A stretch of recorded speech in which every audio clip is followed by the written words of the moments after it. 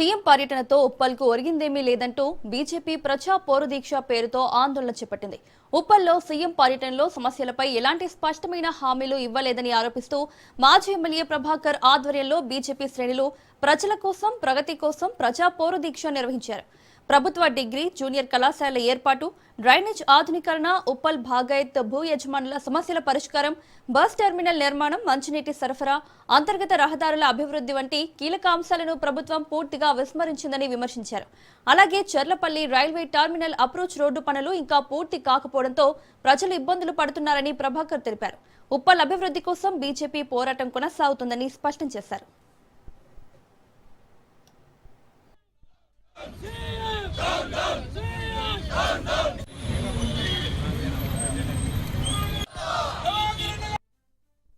ఉప్పల్కి కొన్ని వరాలు ఇస్తారని, కొన్ని నిధులు ప్రకటిస్తారని, ఎప్పటి నుంచో పెండింగ్ లో ఉన్నటువంటి శాశ్వత సమస్యలకి పరిష్కారం దొరుకుతుంది అని చెప్పని అందరూ కూడా భావించారు. కానీ ముఖ్యమంత్రి వచ్చారు, వెళ్లారు. ఉప్పల్కి నియోజకవర్గానికి మాత్రం ఒరిగింది ఏమీ లేదని చెప్పని భారతీయ జనతా పార్టీ తీవ్రంగా ఆరోపిస్తా ఉన్నది.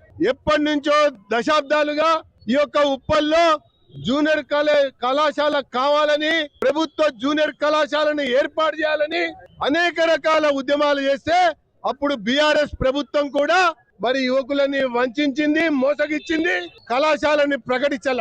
ఇప్పుడు మళ్ళీ కాంగ్రెస్ ప్రభుత్వం కూడా ఆ రకంగానే 2 సంవత్సరాలు పాలన పూర్తయినటువంటి తర్వాత కూడా మరి ఉప్పల్ లెక్క ప్రజానికానికి ఒక ప్రభుత్వ కళాశాలను ప్రకటించకుండా కాలాపన చేసి వెళ్ళిపోయినటువంటి ముఖ్యమంత్రి మొన్న చూశాం. ఉప్పల్కి కొన్ని